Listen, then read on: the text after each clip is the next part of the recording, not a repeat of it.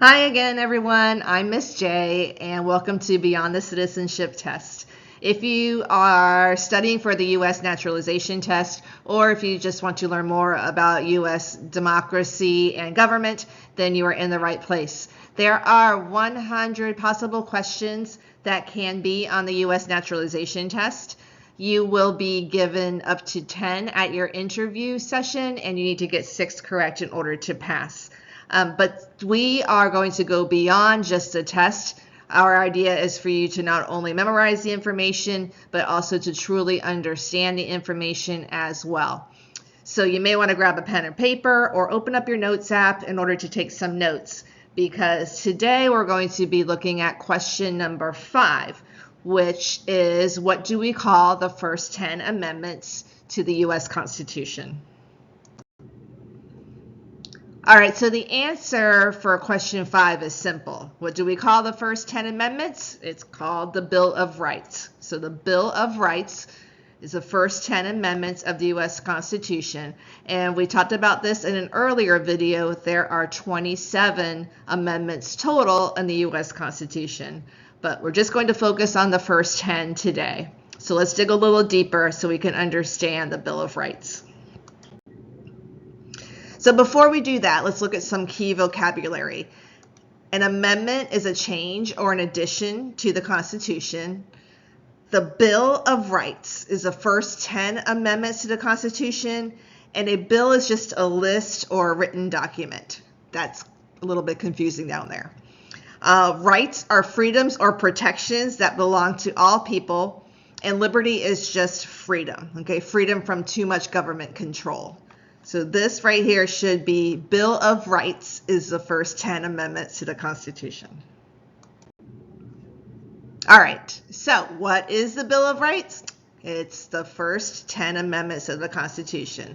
The Bill of Rights protects our most important freedoms, like freedom of speech and religion, the right to a fair trial, the right to protest and to assemble. It makes sure that the government respects the rights of the people. Okay, so it lists our basic rights and freedoms.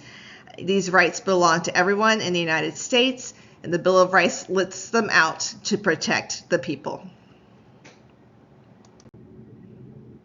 So why was the Bill of Rights added to the Constitution? The Bill of Rights were added because some people worried that the original Constitution gave too much power to the federal government. They were afraid that the states and the people would lose some of their rights. So the Bill of Rights was added to protect these freedoms. The Bill of Rights was written in 1791 and was added soon after the Constitution was put in place. So some examples of the Bill of Rights: speech, religion, right to bear arms, protection from unfair searches, the right to a fair trial, freedom to assemble peacefully. The Bill of Rights reminds us that government power is limited. It protects citizens from unfair treatment and guarantees freedom for everyone in the United States. So let's check your understanding with some comprehension questions. Okay, you can think or say these answers out loud or write them down. Okay, what do we call the first 10 amendments to the Constitution? Why was the Bill of Rights added? Can you name one right protected by the Bill of Rights?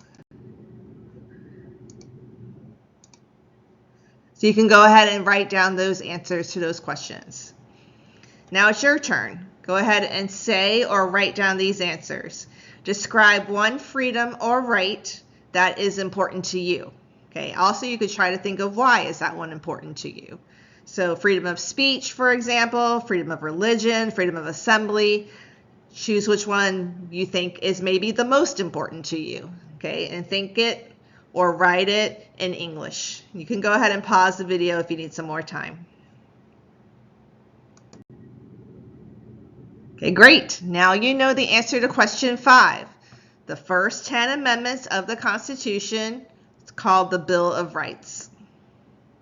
So not only do you know it, but you understand it as well. So thanks for watching. I'm Miss J from Beyond the Citizenship Test. You can go ahead and like and subscribe for more civics questions and ESL friendly videos. Also, you can get your free questions 1 through 5 study pack and naturalization interview kit using the links below.